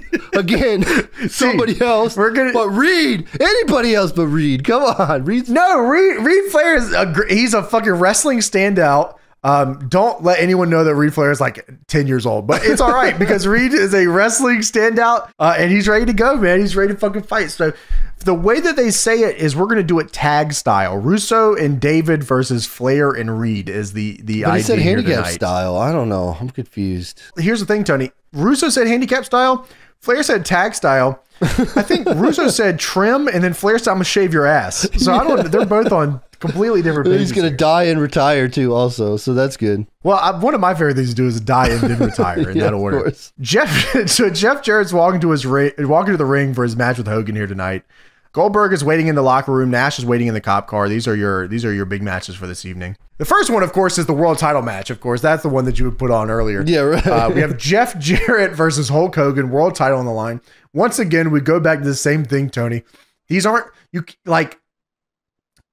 Jeff Jarrett versus Hulk Hogan, world title on the line should pop a rating. Big match, huge match. Yeah, they do it here at the what is this? The top of the second hour, maybe? I don't know, just to get people to tune in or something. Yeah, but here's the thing, Tony. No one fucking cares because they know nothing's going to happen. They know this is going to be a big bullshit moment. Something stupid's going to happen. And like, why the fuck would I tune in if you're just going to do a bullshit finish? They've already blown all their bullshit finishes. Yeah, they already did the bullshit with the guitar shot. Like, if you even thought this match was going to be like something, when Jarrett hit him with the guitar, that was all out the window too. So we have Jeff Jarrett versus Hulk Hogan, world title on the line. Billy Kidman is here and he is the referee. Why is he the referee? Because he said so. He did. He said, they need a ref. I'm going to be that ref. Okay. That's crazy. I'm the ref. Which Kidman just lost to Hogan at the pay-per-view because that was it. Yeah. That was the run there for Billy Kidman. Kidman said his bald spot is as big as his balls or something like that. I don't know. Oh, I remember that promo, yeah. He said Hulk Hogan's bald spot is as big as my balls or something like that. That was a great sign of all time. Yeah, that's right. He's got my balls, his balls, his balls. My balls, his bald spot. Yeah, good stuff. So Jeff Jarrett cuts a promo and says he's going to need a new opponent for the Bash because he's winning here tonight. This is Bash at the Beach. Of course, we come off the Great American Bash and we go to the Bash at the Beach. Well, spoiler alert, he does get a new opponent at the Bash at the Beach, and it's Booker T. Yeah, man. The Bash at the Beach historically goes very well. Nothing bad happens here, and WCW stays in business. Oh, okay. That's not what happens at all, actually. Hogan then punches Jarrett as he comes down here, and they get in the ring and they start this title match. Hogan punches Jarrett, and they go to the outside, and Hogan chokes Jarrett with the weight belt on the outside. He's got a little blood on his head from where Jarrett smacked him in the head with a guitar earlier. And Jarrett tries to use a chair on Hogan. Billy Kidman grabs the chair. He throws it to Hogan. And Hogan beats Jarrett with the chair. So that's Billy Kidman's face turn right there. Oh, okay. Just unwarranted. He just does it. That's it. Okay. All right. We're good. They just had a match last night. One night before. Yeah, dude, that's called a character change. He had that match with Hogan and said, "Holy shit, dude, I could ride this guy's coattails for real. Why the fuck am I trying to fight this guy?" And he's like, he beat the shit out of me. Made me look like dog shit, but yeah, I'll just be his friend now. Hell yeah, he throws that motherfucking chair to him. He's like, "Oh shit, that's real. All right." It's the only if you can't beat him, join him kind of thing. Yeah, you know? he decided to follow in the disciples' footsteps, and it's working out really great for him. Yeah. Why the fuck am I trying to fight him when I could just be with him and beside him? You know, that's what yeah. Next week, Billy will be laying on a table, knocked out unconscious or something. Who knows? So Goldberg and Russo come out at the ramp. We look back in the ring. Hogan hits the big boot. Goldberg comes to the ring. Hogan then hits the leg drop. He's about to beat Jeff Jarrett for the world title. Goldberg sprints, fucking trips getting into the ring, and can't break it up correctly. He almost blows the spot. So for some fucking reason, why did Goldberg try to go from the floor in between the second and first rope instead of rolling under the bottom rope? He goes like underneath the bottom and the middle rope instead of going under the bottom rope. I don't understand what Goldberg was thinking here. Tony, I don't think many thoughts go through Goldberg's head on a regular basis. He almost fucks it up, but he gets at the last second. He like gets a finger on him or something like that. Something happens. They break it up. It's not the finish. Probably more so Jarrett's fucking third eye opens and he goes, fucking Goldberg's not coming. He just fucking kicks out. Yeah, you're right. So Goldberg then sets up for the spear on Hogan and he realizes he's in the wrong corner, so he goes to the other corner. And Kidman then stands in the way, and it's fucking, Tony, I feel like this lasted for like 20 minutes. I was thinking the same thing. This is so long. And I think like they, like even on commentary, they're like, I think Kidman's trying to block the spear. I think that's what's happening here. I think he's trying to block the spear. Dude, we know he is. Like we can see it happening and it's like, it's still like we're just sitting here forever. So Goldberg's setting up for the spear. He's crouched in the corner. It looks like the game fucking froze or something. Like he's just crouched in the corner. What the hell? Kidman then stands in the way, and of course, Goldberg spears Kidman after waiting a century. And then Goldberg tosses Kidman over the ropes, and then Goldberg fucking spears Hulk Hogan. And then Jarrett and Russo set up a table, and Goldberg jackhammers Hogan through a table. Dude, might be the coolest thing Goldberg's ever done. Besides the jackhammer to the Giant, this jackhammer through a table, I don't think I've ever seen that before. That was awesome. Yeah, Hogan gets fucking, I mean, Hogan's going through tables on a regular basis nowadays. Dude, he is a worker now, bro. He's got worker. He's got to. I mean, Russo's telling him, you got to work, brother. You want your paycheck, don't you, dude? So then G.I. Bro, not Booker T, G.I. Bro comes down here and makes the save. Oh, okay. Yeah, so it's Booker T and his G.I. Bro get up. Booker T, by the way, has spent 98 and 99 being the most reliable guy they have on the entire show. And for some reason, they cannot come up with one fucking angle that makes him look good at any point. No, I don't know. It's pretty easy. Booker T's awesome. You see what they do with him in WWE right when he goes there? So much stuff. It's awesome. EMTs bring a gurney out here. And I guess for whatever sake, Russo actually, just to make sure everybody understands, Russo actually really, really liked Booker T. Like, he really liked Booker T a lot. Yeah, he did. And I think, like, a lot of the guys in the back, because from, like, the story is that, you know, they asked a whole room of people, who do you want to be world champion? And they all said Booker T. So I think, like, majority of everybody loved Booker T in the backstage. Yeah, I think Booker he showed up to work on time. He dressed nice. He took himself serious. He did his job. He never complained. Yeah, man. And, like, he just a fucking, he just wanted to be there for WCW. Sadly, WCW wasn't there for him a lot of the times, but I mean, especially early Nitro stuff, like Booker was a real shining light on that show. And he got to show out a lot. And I mean, he had the coolest fucking shit in the world. I mean, this is the coolest guy ever. I'm like a huge awesome Booker T guy. I think we all are. And like, he's just, we think the world of Booker T. So, dude, even you talking about that TV title stuff, the TV title, yeah, Booker TV title run he had. Belt. Yeah, that shit was awesome. Like I love. He's so big, so like a top rope drop kick from him looks fucking insane. Like, oh yeah, when he's sprawled out, yeah, it looks awesome. He had a fucking Harlem Hangover and fucking dude. I mean, the bookend was awesome. He just said so much cool stuff and yeah. So, anyways, it's G.I. Bro here. So. EMTs, well, they spray painted NB on Hogan also. I don't know if you saw that. No, I missed the NB part. They spray painted NB, you know, New Blood, whatever. So the EMTs bring a gurney out, and we get a 1-800-collect replay of what just happened there. So there you go. Next up, we get the DDP Town Hall. Yeah, no, that's right. Come on, man. Come on, bro. DDP, let's get it. Dude, I'm sorry that Johnny's not here to see the third strike of DDP. Dude. No, all right. Look, I'm gonna have to fight you on this one. I'm gonna have to fight you on this one. It's done. At the end of this, I wrote. No. Wrote at the end of this. Let's go through it first. Let's go. Okay, all right. Let's go through it. We'll get through it. Okay. DDP Town Hall. So DDP is here in a whatever t-shirt. Yeah, he's out here with a whatever t-shirt and a lemon. And DDP gets to the ring with his lemon and his whatever shirt. Hold on. DDP says this so much. One of the boys asked me why I got this lemon. I got this lemon because after this promo, I'm going to drink a beer. And I like lemon in my beer. DDP says, DDP says, people have been saying I can't do shit. I started wrestling at 35. I main evented wrestling. I was the world champion. So fuck you, man. And he mentions that when he started out, he was with Eric Bischoff. So Bischoff, Canyon, and Kimberly Page come out to the ramp. And DDP says, now, you see that girl right there, Kimberly? She didn't believe in DDP. She believed in the man, not the wrestler. And I was like, okay. DDP says, you remember when I picked you up at the airport in a U-Haul because the car was fucked up? Holy shit. Oh shit. He got a U-Haul truck at the goddamn airport. He says, no. You were a real woman back then, Kimberly. Not like now. And Canyon, I taught you all the shit I learned from all my fucking teachers, like fucking, who do you say, Paul Robinson? No, he said Jody Hamilton. Dusty Rhodes. Jake the Snake. Yeah, all the people he learned shit from. Yeah. And yeah, so DDP lambasts Canyon and Kimberly. And Paige says he usually, when he gets hit, he gets back up again. But after last night, I don't feel like getting up anymore.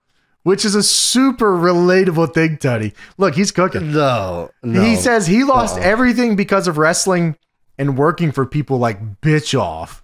This isn't worth it anymore. So DDP leaves the lemon and the mic in the ring. Not the lemon. He leaves through the crowd. Eric Bischoff tries to say something. The mic is cut. The People's Champ is leaving as he came in with the people. I liked this promo. I thought this was a good This took it back to what got DDP over in the first place. He's the people's champ. He's with the people. He's all about the people. He's like, you can do it. I could do it. I could do it. You can do it. You're giving this promo too much huxpah or whatever they call it. That's exactly. I gave it 36 huxpas is what I gave this segment. I was very into this, which is a lot. No, he's like the most depressing guy, man. My fucking life sucks. His wife left me. This shit sucks. Like, I don't care. Well, Tony, because you have to understand, Tony, that Canyon was hurt or not, which we'll talk about here in a minute. He was not, or was. We'll talk about the Canyon the whole time. It was a ruse. Only sometimes, Tony, actually, which we'll talk about here in a minute. When it fits the angle, I tell you that. Yeah, DDP has been rescinded one strike. Good job, DDP. No, he's great job. Done. He's done. Okay, strike back. Dude, rescinded. We'll have to ask Johnny. I'm gonna, Johnny. I think Johnny did watch this episode, so I'm gonna have to ask Johnny what his thoughts are too, because it has to be a 2 out of 3 thing here, Tony. Let's if it's start 1-1. Okay, the whole idea of like, I couldn't do it and I'm sick of it, I'm done. But starting a promo with a lemon in your hand saying, I need a beer, I put lemon in my beer. Come on, dude. Tony, here, my thoughts are, read the shirt. Whatever. Whatever. Dude, lemon in hand. You know why he's got that lemon, Tony? You know he's got that lemon in his right hand? Because I'm going to drink a beer. You know what? I can relate. I also like lemon in my beer. Yeah, fuck, dude. A Modelo with the fucking lime. That's that real shit. I don't know why I had a lemon. I ain't fucking having no lemon in my beer, but I do like limes in a Modelo. Because he's 45 and he can't wrestle, he can't read, he can't write a book. I don't know what's going on. Read the shirt, Tony. Whatever. So it cuts from that serious moment to Scott Hudson in no fucking shirt and a tie. And there's also a guy behind Scott Hudson with no shirt on now, showing his shirt off. Nipple piercing's crazy. And then it shows WCW magazine stills of Sting versus Vampiro. Yeah, just go buy the replay. We're not going to fucking talk about the match or show it to you. Sting was in a burn unit. That's the update. He's in a burn unit. That's it. There's the update. You guys wanted the update? There's the update. So now we have Vampiro versus the Demon. Well, it wasn't booked that way. Vampiro has to cut an open challenge promo first. Of course. Fuck. Come on. Do something else. So Vampiro's here and he says, last night he ruined Sting's life and he has no remorse about it. Not 1 ounce. Vampiro says that Sting is going to spend the rest of his fucking life waking up from nightmares and seeing Vampiro in his dreams, screaming like a little bitch. And Vampiro says, this is an open challenge to anyone with balls. Dude, and he says, I'm going to spend my life in hell. Who's coming with me?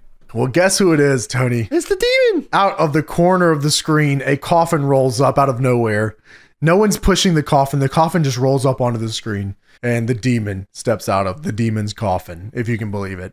And the Demon is here, and he spits fire from a torch. And commentary says he's breathing fire just like Gene Simmons of Kiss. Did you know that this was supposed to be Gene Simmons of Kiss? Anybody? Well, if you didn't guess, now you know. So we start out the match here. Vampiro and the Demon, they do a bunch of fucking punching, and they go up to the ramp, and Vampiro then throws the Demon into the truss, and he climbs up the truss and somehow activates his own flames from the pyro, which is crazy. Vampiro then jumps off the truss, lands on the Demon, and not only is he somehow bleeding now, he looks like he fucking blew out his legs. So I'm not too sure if he got hurt here. I don't know what he does. He jumps off the Tron, and then immediately on commentary, he said his knee was folded in half, which I don't understand what he that hit means. this shit on that ramp. That shit hurt. So he's got blood bad. all over his like armpit, like under his armpit. I don't know what even happened there. And then Mickey J just throws the match out. And that's it. I don't know what happened. The bell rings from a count out, I guess? Double count out? It's just thrown out. The match is just over. I don't know. I'm not sure. Like, the whole deal was Vampiro needs more souls, and then he doesn't get the souls. I don't know what's happening. Actually, Tony, is it? Because the higher power says to get souls, but he says, I don't really care. I don't want to work with you. Okay. All right. Yeah, then Vampiro said, I need some souls. What are you, are you with this guy or not?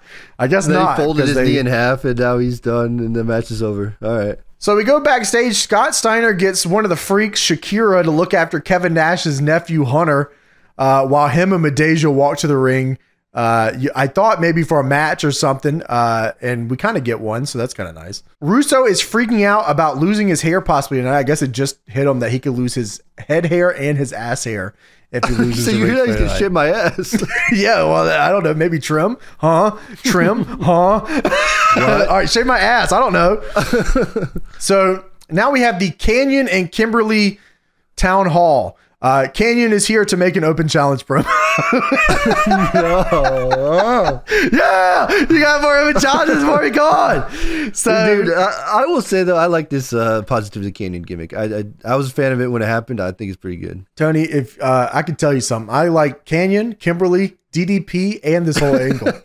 So thankfully we got the lemon and the beer, the lemon beer, and Scott Steiner. Like, we're cooking crazy with this segment. Okay, all right. So Canyon and Kimberly Town Hall. Kimberly says that DDP apparently quit the business right then, and she is very, very broken up about it. And then she turns around for 1 second and then turns back around and says, okay, I'm over it.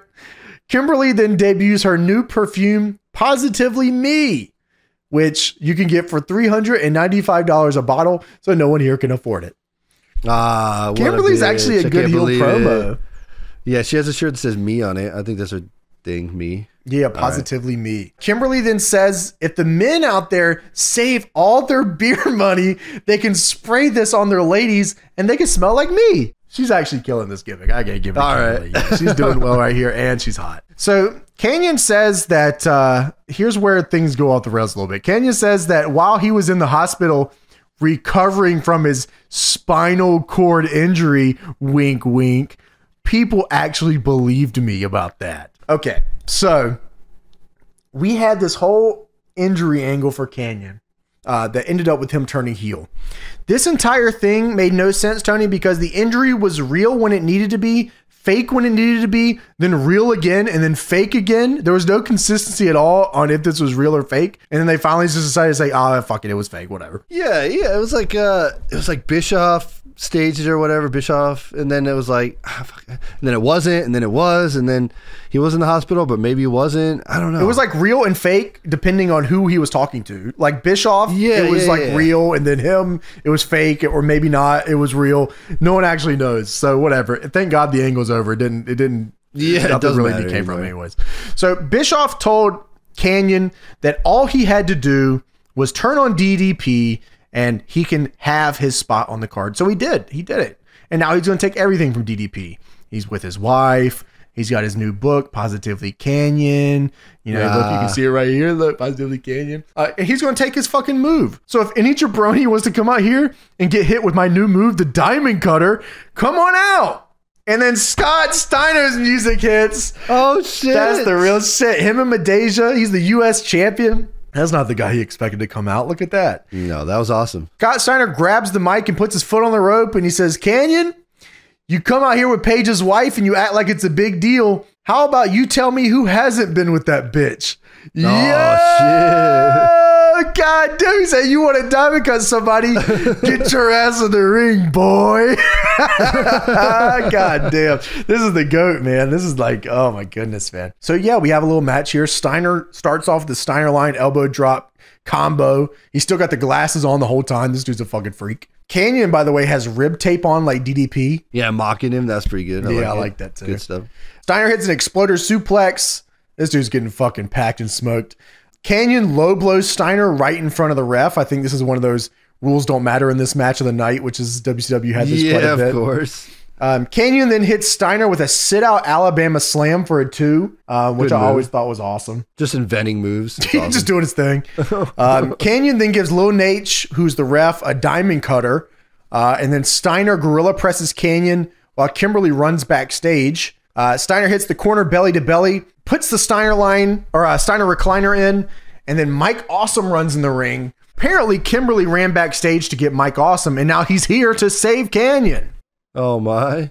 So Canyon and Mike Awesome attack Scott Steiner, and then Chronic run down to make the motherfucking save. Oh shit, Chronic's here. What a crazy 6-man tag this could have been. Chronic and Scott Steiner versus Canyon and Chronic would have been, or Scott Steiner and Chronic versus Canyon, Kimberly, and Eric Bischoff. Holy shit, that would be crazy. That's me on a video game every fucking Dude, Scott time. Steiner and Chronic is the craziest team ever. That is crazy. Like, I'm trying to imagine what that even looks like. I don't think that ever happened, but it maybe should. Scott Steiner and Chronic. Yeah, that would have been awesome. All with little glasses. Yeah, that would have been sick. Dude, and 420, that's awesome. Well, Miss Hancock is now here ringside to confront Kimberly Page. We are not doing the Elizabeth angle anymore. Now it's Miss Hancock. Miss Hancock chases her into the ring, then lets her hair down. Miss Hancock then grabs Kimberly, and then Kimberly sprays her in the face with her new perfume that she just debuted. And she just learned how to use perfume for the first time ever. Yeah, it took her a second, but she got there. Can you say that she does it? Yeah, it's all right. Kimberly then crushes Miss Hancock's glasses in the ring. And Kimberly Page's fucking fantastic theme music plays for the first time ever. Dude, this song is awesome. I don't know what it is, but it's so good. Dude, I definitely expected Canyon's music to play, or DDP's music, I guess you should say. But Kimberly's music starts playing, and like that shit is way too crazy. I don't know who put their fucking foot in that one, but that shit was awesome. Dude, there's like a voiceover at the beginning. It says like, what's it say? Something about naughty girls or bad girls. Yeah, she has her own drop to her own theme song, and it's this fucking crazy. You just have to look it up. Look up Kimberly Page WCW theme music and listen to this fucking like, song. The begining's like, you know bad girls go to hell, and there's like, dude, this shit is fucking sick, dude. You gotta check it out. If I don't see this on your Spotify rap next year, fuck you. Holy shit, dude, that's awesome. We go backstage. Scott Steiner is being interviewed, and he grabs the mic from Pamela Paulshock. She's fucking freaking out, asking what the fuck just happened. And he says, very calmly says, listen, you're very beautiful, but not now. Russo! Bischoff! You two sons of bitches! I was like, dude, this is the fucking GOAT, man. Dude, that was like the nicest ever been to a lady. Oh, yeah, you're very beautiful, but I got this from here. Yeah, that shit was awesome, man. And he says, you two sons of bitches, I know you fucking spent Mike Awesome down to mess with my match. He says, I don't care what rock you're under, I'm going to find you. And it's not going to be a pretty sight when I stick this boot so far up your ass, you're not going to like it. And he turns around and he says, where's Hunter? And Shakira's like, huh? What? I don't know. He said, where's Hunter? And he said, I don't know. And they walk away off screen. Fucking Shakira lost Hunter. He was just here. He was there. Where did he go? I don't know. So now we have Ric Flair and Reed Flair versus Vince Flair and David Flair. And, I'm not sure what's happening. Vince Russo and David Flair versus Ric Flair, and Reed Flair's in his corner, or is Reed Flair in the match? Yeah, Tony, I don't know. Ric Flair, Reed Flair, Vince Flair, David Flair, Megan Flair, Ashley Flair. They're all here. Charlotte Flair is Ashley Flair, by the way. Yeah, we have Peggy Flair or whatever. Beth the other Flair. Beth Flair is the one that married Conrad Thompson, I think, right? Yeah, that's right. Beth Flair. No, wait, not Beth Flair. It's Megan Flair. Dude, I don't know what the fuck is happening here. They're all Megan here. Flair. Megan Flair, Conrad Thompson, Reed Flair, Ric Flair, Vince Flair, all of them. All the Flairs. So Flair, this could be tough to call. So Ric Flair is here with a bag, and it has a shaver in it because he's going to shave his head. Ric Flair's family is ringside. Beth Flair, Megan Flair, Ashley Flair, all the Flairs, they're here. David Flair in the corner. And Ric Flair start the match off. He's giving him some chops. He gives him a punch. David doesn't know how to sell punches. David Flair then tries to do the Flair bump in the corner. Instead of going over the ropes, he fucking falls flat on his head and he just pushes him out of the fucking ring. Ric Flair then chops Vince Russo. And then Vince Russo immediately does a fighting spirit taunt. I was like, hey, yo. And then Flair rips Russo's fucking track jacket off, and he's got a chest protector on to stop him from getting chopped. And then Flair rips it all off, and he chops him, and he sells it crazy. And then Flair hits a vertical suplex on David, puts him in a figure 4. And then Russo gets in and hits Flair with a baseball bat. And he chokes him out with the bat. Just like fucking clobbers him with that bat too. Just over and over. He does. He beats the shit out of him with his bat. And Reed Flair gets in. That's right. Little Reed Flair gets in the ring. He tackles Vince Russo. Then David Flair pulls Reed Flair off. And then Russo yells at Beth Flair, Ric Flair's wife. And then he says, you need to get your cute ass in the ring. It's the last time that you're going to have your chance to join me. And then R&B security come down to grab Beth Flair. But then, dude, there's so many Flairs in this segment. Oh my God. And dude, then, all the Flair. Dude, R&B security has like Mike Sanders in it and a bunch of, I think. Chris Harris. Chris Harris is in there. Chris Harris is an R&B security regular. Isn't that crazy? Yeah, that's awesome. That's so crazy. Vince Russo tells them to let her go. You're hurting her. Let go of Beth Flair. So they let go of Beth Flair. And then Russo hits Flair in the head. And then Ashley comes in to try to stop Russo. Ashley Flair, Charlotte Flair. Fucking Christ. I don't know how anyone listening to this can follow any of this. Ashley Charlotte comes in the ring to stop Russo, but gets held back by R&B security. David Flair then puts the figure 4 on Ric Flair, and Megan Flair then comes in from the crowd and throws the towel in to stop the match. Yes, Tony, Megan Flair, the Conrad Thompson's wife now. Tony, apparently, after R&B security came down, there's 40 people in the ring. The match is still going on until Megan Flair throws in the towel. And for some reason, we're able to stop the match this way. That's allowed, yeah. So the crowd then chants bullshit as Vince Russo grabs the shaver and he shaves Ric Flair's head, Tony. Yeah. And Ric Flair agreed to it. I can't fucking believe this. So which, by the way, if you don't know the history, Ric Flair's never shaved his head ever. Ever, Tony. This is the first time. I mean, maybe back in the day before he was the Nature Boy, but now never shaved his head. And all the heat, guess who the heat goes to? It goes to Vince Russo. How fucking silly is this? So Ric Flair, of course, this leads to Ric Flair's spiked hair era, which is a very legendary era, one that Johnny cannot fucking stand. Fucking spiked hair era of Ric Flair with shirt on versus Sting. And they cut his hair off for an angle where the payoff is that he gets to have another match with Vince Russo. What the fuck? How did they pitch this? And Flair's like, yes. His hair looked great here, by the way, Tony. It never gets to this level ever again. No. This was like, if you shave it, it never goes back to the way it was. It's never like this ever. Like his mane is gone. That's crazy. Russo then fucking, Tony, he grabs the little kid, Reed Flair, and then starts shaving his head too. Dude, what the fuck? Like, what if like you just gave this to anybody else? You know what I mean? Like, there's just Ric Flair in this era can still work too. Ric Flair is still a good worker. Yeah. And like, I imagine it's because Flair wanted some time off from the ring and like and they're like, well, okay, well, the best way to do that is for me to shave your head. But like, imagine if this was someone that could actually work a fucking match. You know, yeah, like, you could have okay, so you have this angle, you put Flair with somebody else that needs the rub, you know, someone, the new up and comer or whatever, who knows, and then instead of having, you know, Russo shave the head, whoever else is the heel would shave the head, and then they'd do a program and Flair's gone and the other guy, you know, defends Ric Flair, that kind of shit. You know, they could have made it work. Fuck all that, Tony. Shave his head in the middle of the ring. I'm shaving his fucking head, bro. I'm shaving his head. I'm shaving Reed Flair's head too. I thought that was the most egregious part. Shaving Ric Flair's hair is one thing. Shaving the little child's hair is fucking insane, dude. I couldn't believe I was looking at that. That was nuts. Yeah, dude. It was like he saw everything that Vince did as like the heel McMahon, like Mr. McMahon character. It's like, oh, I could do that. I could do like exactly that. But you forget that like McMahon was helping The Rock become the world champion. You know what I mean? Like he was trying to put The Rock over as the man. So that's like the whole reason he did everything.